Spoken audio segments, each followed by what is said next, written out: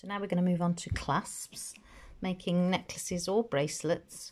You can make either. You've got the length of cord or string or elastic in your kits, so you can make either of these really. But I'm going to take you through the clasps and how to make them tidy at the ends as well.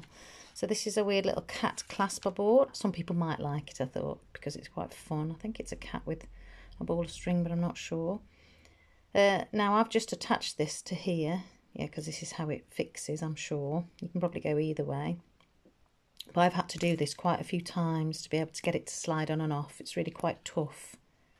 But once it's on there, you don't want it too loose. You don't want it coming off anyway, but that is good. But do that, practice taking it on and off so that this gets used to moving a little bit and freeing it up.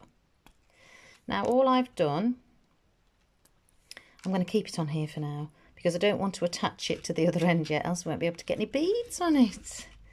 So here we have, I've tied it there once and then I've done another knot just following it, but then it creates this and it creates this little tail here. So what I usually do now is find a bead that will go over these bits here and cover them up. So I have put a few of these little purple beads in, wooden ones that have got a little bit of a bigger hole and flexibility. So I'm going to use that for this one right now, just to kind of show you. You just thread it on, and where this tail is here, tail of where your knot was, I try and push that through as well as evenly as possible, and then when it comes through the other end, I pull this bead through to kind of meet the other one, and then I can put another bead, hopefully with a bigger hole as well. Let's see what we've got. I'm going to try this one and see if that will work, but if not, I know that another one will that I can see. This might not go into that hole, it might not be quite big enough. What I do with my string, cord, whatever, is kind of twizzle it like you would cotton, I suppose, to try and get the end less frayed. And if that's not going in as easy as I want it to, I'll go to another bead. I've got a little selection of monochrome beads over here, and this will definitely go over it. It'll go over all of that without any issue whatsoever, and almost swallow the other bead as well, but not quite. So that's how I tidy it up, and then I'll have to go with another, and I'm going to go with a matte, an opaque finished bead as well, because I don't want to see that fixing through it at the moment, that end.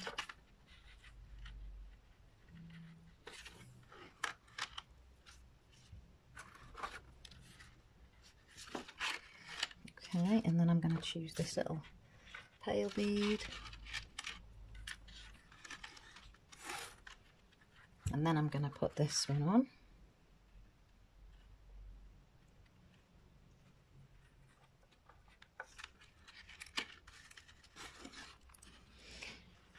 And this will probably become a bracelet if I want it to be faster. But can you see what happens here? These bigger beads drop off. So sometimes it is worth getting a tighter bead, especially if you're not going to fill the whole lot. Just something to think about anyway, covering up those bits. Just to make it neater. You could cut it off, but then you risk you're at risk of it coming apart. And the tighter you get it, the less likely it is as well for it to keep popping out like this. I'm just going to quickly do that. I probably want to make it like a bracelet for myself. I think I'm going to go with one in the middle. In fact, I wonder if I can fit any of these on. Oh yes, these little ones will go on.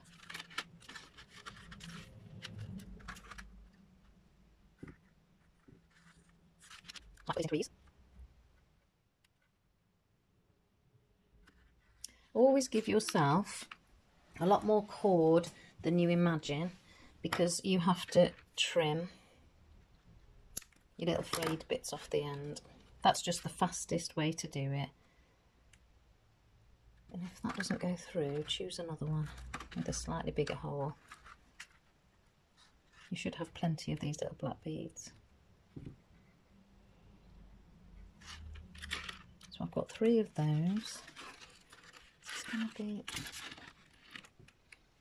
kind of the centre now, so I'm going to put that one in. And then I'm going to try and reverse the pattern I've just done. So I need 3 black beads, little ones. 1.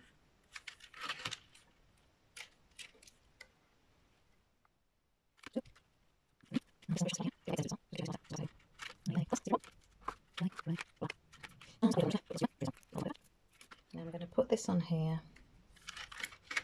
but now I'm going to attach the other end of the clasp, which is here, look. So let's take that off.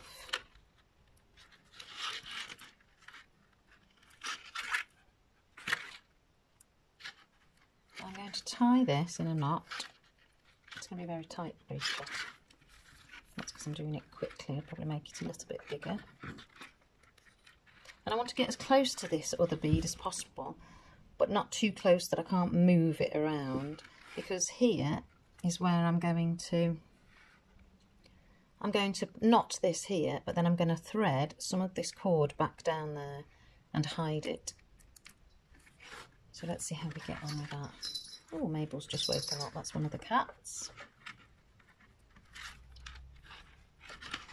Jumped off the bed. So just a simple knot, and then I'm going to trim. I'm going to trim it long to begin with, because it gives me more cord to be flexible with. And then I'm going to push it through this first one. Oh, and the second one, lovely.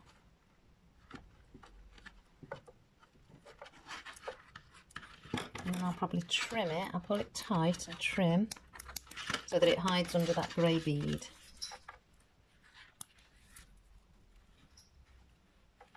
And because they're all close, they're not allowing that other bead to come out, that other cotton to come out and show itself, so that's okay.